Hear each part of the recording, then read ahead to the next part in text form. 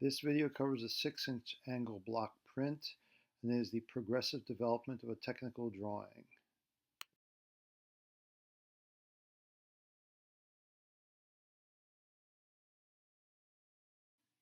The first place to look on any print is the title box, usually located in the lower right. Inside that is all the information that sets up what we need to know about this project. What is it called? Who owns it? Who is responsible for the drawing? When was it done? Has it been revised? What is it made of, and how is it to be treated after working it?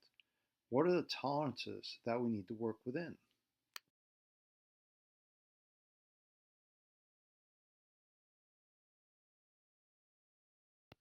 The drawing will always be arranged with the views aligning as shown. The drawing will only show the minimum required views and no more. If the edges and sides of the object do not align in the drawing, it is incorrect. The drawing will be done using the alphabet of lines and known symbols and numbers. A minimum of 2 views must be used to see the true size of a part.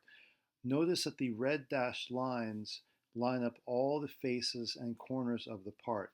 A well-done drawing should always have your views aligned in such a manner. If they're not, then the drawing is incorrect and should not be used.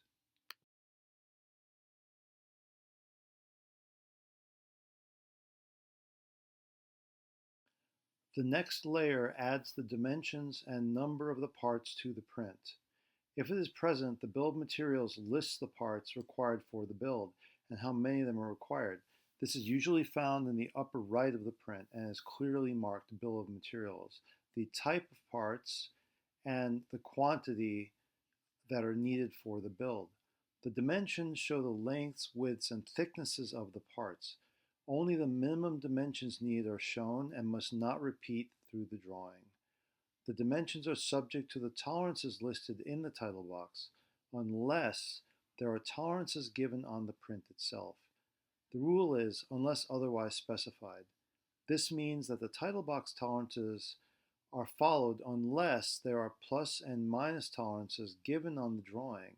Then those are followed instead of the title box. These are never added together.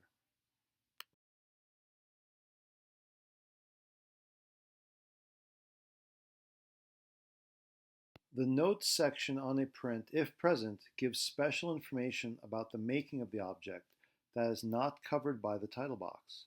This must be followed strictly.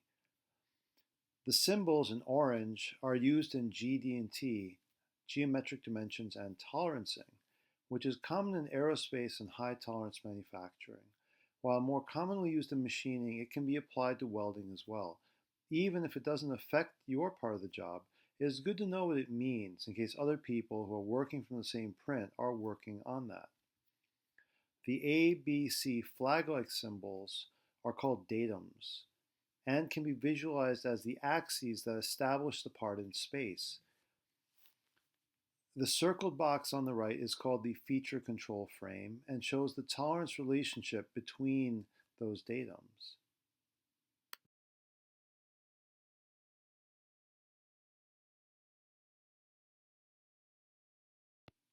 This is about the circled dimensions on the print. These dimensions are understood as follows. Plus is how much bigger it is permitted to be over the given size. Minus is how much smaller it is permitted to be than the given size. These measurements do not need to be the same, which is why these are followed rather than the title box tolerances, which only gives one number regardless. Now, for example, the left side dimension can be as large as 3.503 inches and as small as 3.5 inches and be acceptable. Note that the units these prints are in decimal. Some prints might be fractional or a mix of the two, but metric and imperial are never mixed.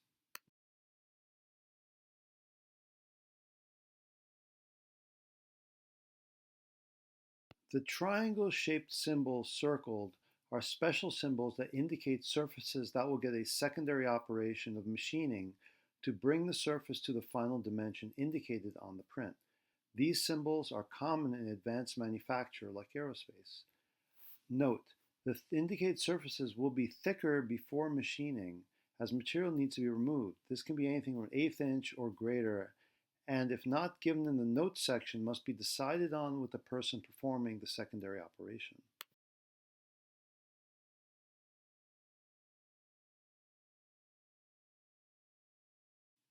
This print has fractional dimensions with the otherwise noted dimensions in decimal units. The notes give instructions for the processing of the part.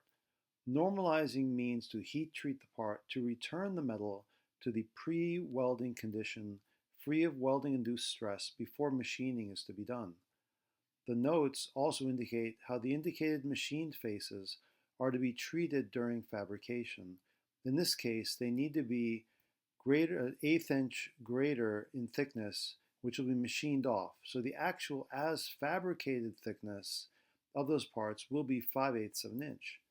After machining, the part is to be heat treated to harden the alloy 4140 to RC54, which is Rockwell 54.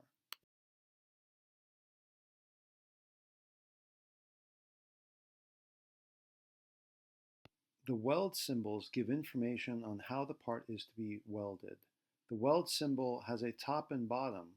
The bottom symbol indicates the weld closest to the arrow.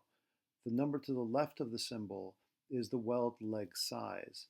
This is a minimum acceptable size. The weld needs to be larger than this to pass inspection. The weld symbols used tell what kind of a weld and weld joint are used in the indicated area. If no weld size is given, the weld minimum size is the thickness of the base metal used in the part. Instructions for the welding process will be given in the tail of the weld symbol or in notes. If none are given, the welder will determine the best process for that instance.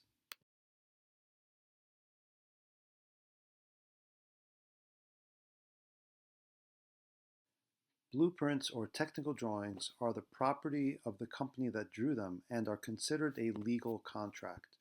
This means that they are read-only, may not be changed in any way, and can only be executed as written.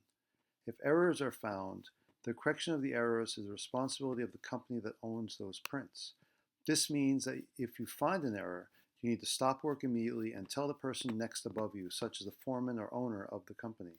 This concludes a brief walkthrough of a typical print, the 6-inch angle lock.